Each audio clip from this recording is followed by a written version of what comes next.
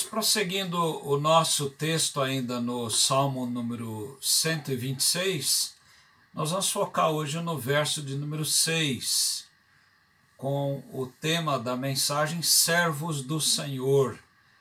O texto diz no verso 6, quem sai andando e chorando enquanto semeia, voltará com júbilo, trazendo seus feixes. Como é que os servos do Senhor devem viver? Veja que Paulo, ele geralmente inicia as suas epístolas, as suas cartas, com uma expressão Paulo, servo de Cristo, ou no texto grego, Paulo doulos tu Christo, significa Paulo escravo de Cristo.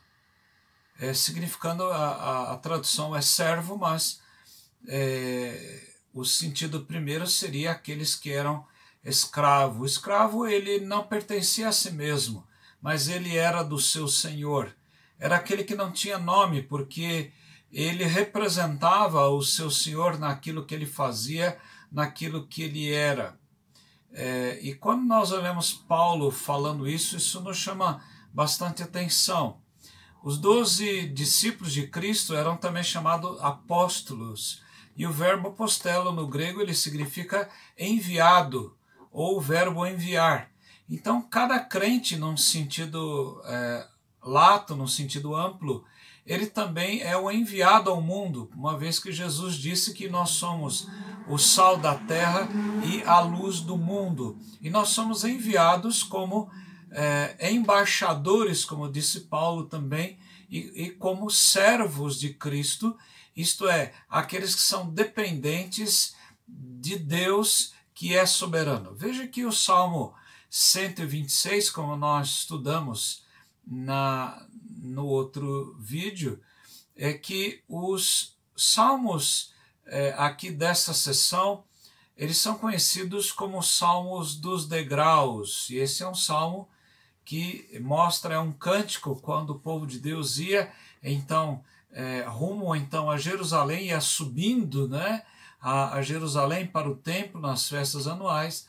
Eles iam cantando os salmos dos degraus, e um deles era este, que contava a história ou a alegria do retorno do cativeiro da Babilônia no século VI antes de Cristo, naquele tempo onde eles estiveram ali 70 anos. Veja que o povo da Antiga Aliança tinha tido então a permissão de retornar a Israel, a sua terra natal. E nessa caminhada espiritual, o salmista mostra como deveriam se portar aqueles que estão na caminhada, aqueles que voltavam para a sua terra, e talvez possamos fazer aqui um paralelo com os crentes, os cristãos que estão vivendo num tempo difícil e estão caminhando para a terra que o Senhor está prometendo para nós. Paulo diz que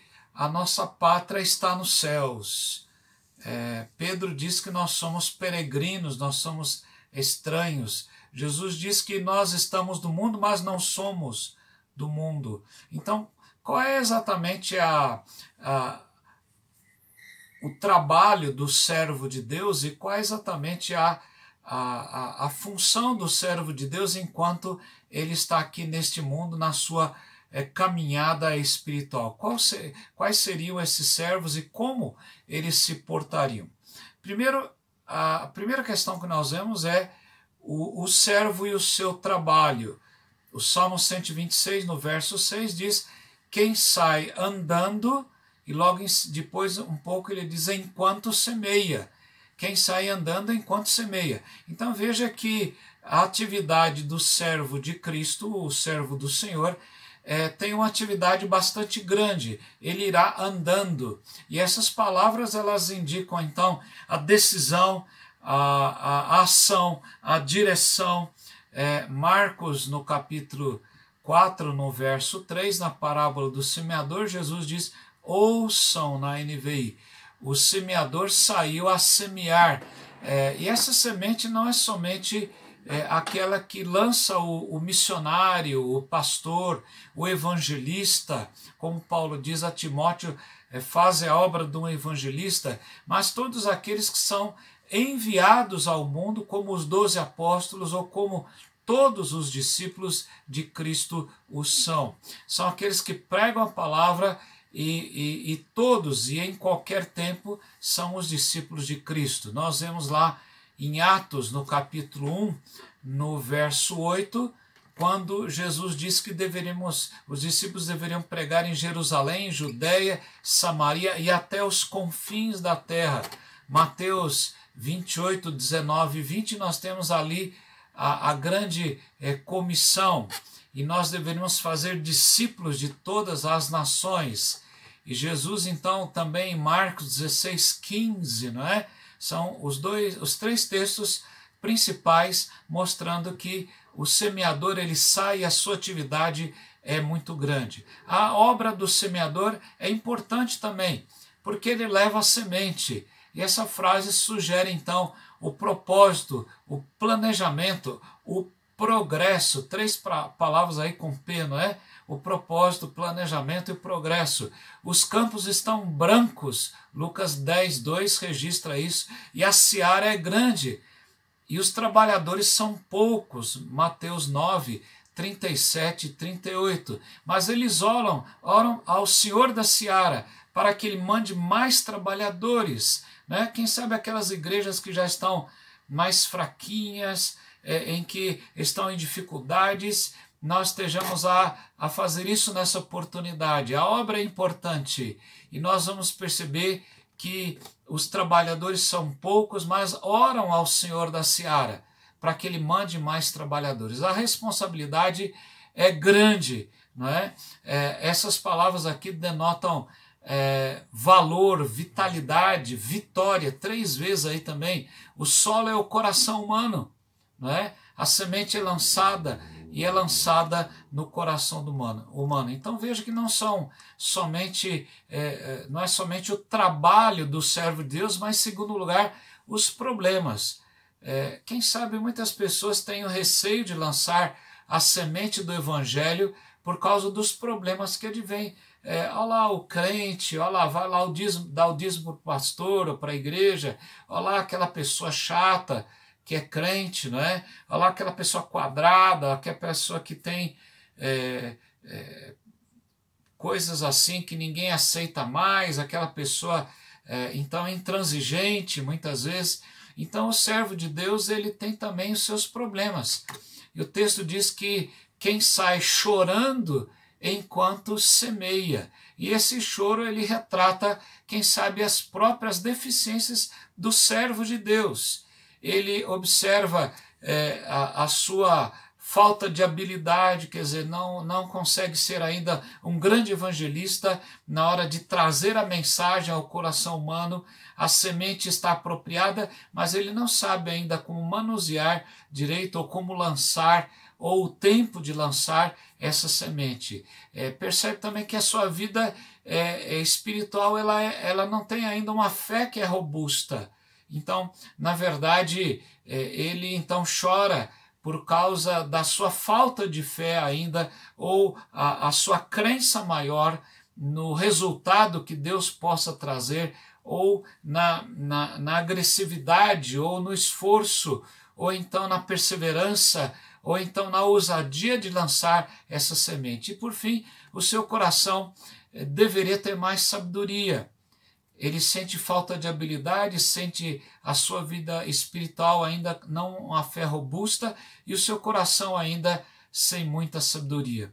Ele chora também por aqueles que não são conversos. Quem sabe os parentes, quem sabe a mulher que tem um marido que ainda não colocou Cristo no seu coração, na sua vida, é o marido que ainda sua mulher não obedece à palavra, os filhos, quem sabe estejam afastados, os colegas de trabalho, os vizinhos, pessoas que ele admira e que são significativas, mas que ainda não têm Cristo no coração. Isso causa o choro, quem sai chorando enquanto semeia, pessoas que não atendem ainda a oferta do Evangelho. Ele se preocupa também com os inimigos, aqueles que esperam aniquilar a preciosa semente. Vivemos num século de pessoas que estão não crendo mais no Evangelho. Essa era é chamada de era pós-cristã.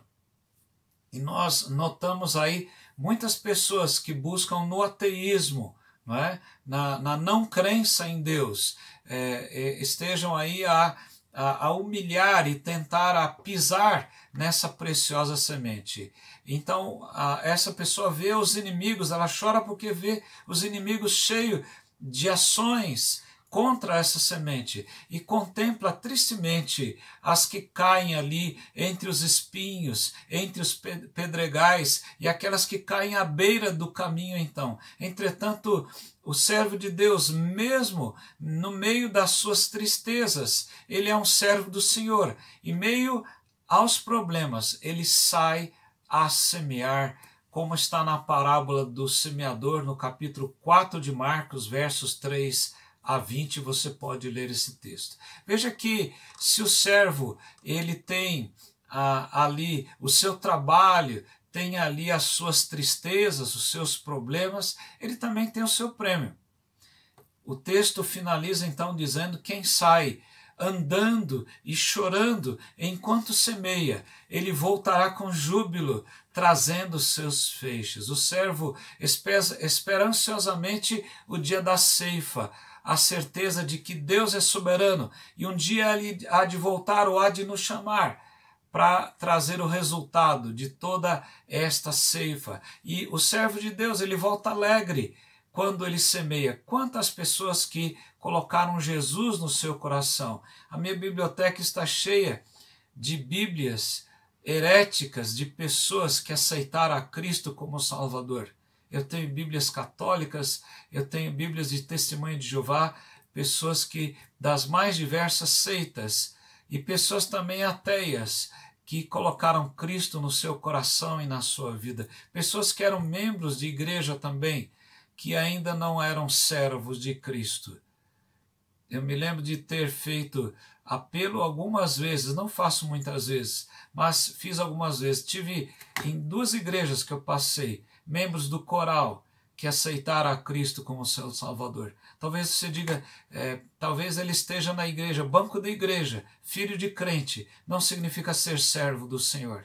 Mas o que significa quando a pessoa pratica este evangelho. Aquela pessoa que pregou o evangelho, um dia ele voltará trazendo esses feixes, a ceifa. Os orientais eram pessoas de pontos antagônicos, da tristeza à alegria. Eles demonstravam muito as suas emoções, estavam efusivamente tristes quando perdiam alguém ou quando alguma coisa os decepcionava, mas ao contrário, estavam extremamente alegres e davam gritos de alegria quando estavam extremamente contentes. O servo de Deus, aquele que semeia a semente da palavra, ele voltará trazendo os seus feixes. Lá em Marcos, no capítulo 4, no verso 8 e no verso 20, a palavra de Deus nos diz: outra ainda caiu em boa terra, germinou e cresceu, deu a boa colheita, a 30, a 60, a 100 por um. E o verso 20, outras pessoas são com a semente lançada em boa terra, ouvem a palavra, aceitam-na e dão uma colheita de 30, 60 e até 100 por um. Como é que nós aplicamos essa palavra aqui do Senhor? Primeiro, na parábola do semeador, Jesus falou sobre 4 tipos de coração. O que não corresponde à palavra, o que é impulsivo para com a palavra, o que está ocupado com muitas outras coisas, mas aquela 4ª semente que de fato é aquela que corresponde e é bem preparada. Em segundo lugar, por que o evangelho não é compreendido? Primeiro, por causa da indiferença e da desatenção para com ele. Segundo, por causa dos preconceitos. Como é que eu vou entrar nessa lei de ser crente ou nessa regra de ser crente? Isso aí não é para mim, não. Então, igreja, estou fora. Eu não quero essas coisas para a minha vida. Então, o desejo, às vezes, é de querer ainda continuar numa vida de pecado, no que o Evangelho está proibindo. Então a pessoa não vem para o Evangelho ou ele não é compreendido por causa disso. Quais as consequências? Não são atingidos os afetos mais profundos. Em segundo lugar, não se dá impulso à vontade. E terceiro, nunca se toca a vida daquela pessoa. E depressa o Evangelho se passa da memória, entra por um ouvido e sai pelo outro. Você pode ser uma pessoa, em último lugar, religiosa, mas ainda não ser um servo ou uma serva de Jesus Cristo. Tiago diz que o diabo crê e treme, e ele usa o verbo pistel no grego, que significa o verbo ter fé em outras partes do Novo Testamento. Significa que ele sabe que Jesus é o Salvador, mas ele não se arrepende e crê no Senhor Jesus. Muitas pessoas são religiosas, têm buscado na religião algo bom. A religião em si não é alguma coisa má. As religiões têm coisas boas. A religião é altamente moral, mas a religião não salva. Em Atos, no capítulo 4, no verso de número 12, nós lemos aqui na palavra de Deus que somente há um que pode salvar. No texto de Atos diz então a palavra do Senhor: e não há salvação em nenhum outro, porque abaixo do céu não existe nenhum outro nome dado entre os homens pelo qual importa que sejamos salvos. Jesus faz com que aqueles que são tocados, e ele diz: todo aquele que vem a mim, de maneira alguma o lançarei fora. Aqueles que são seus servos, são aqueles que o têm como um ser soberano, reconhecem o seu senhorio na sua vida diária.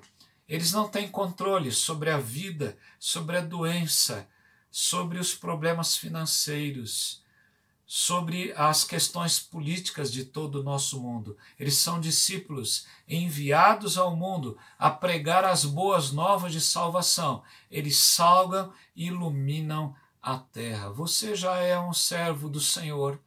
Se não é um servo do Senhor, eu convido a ser um servo. Se você já é um servo do Senhor, eu convido a que você esteja agindo como diz aqui, então, esse Salmo 126, no verso 6. Quem sai andando e chorando enquanto semeia, voltará com júbilo, trazendo os seus feixes. Que o Senhor assim nos faça. Amém, para a glória do seu nome.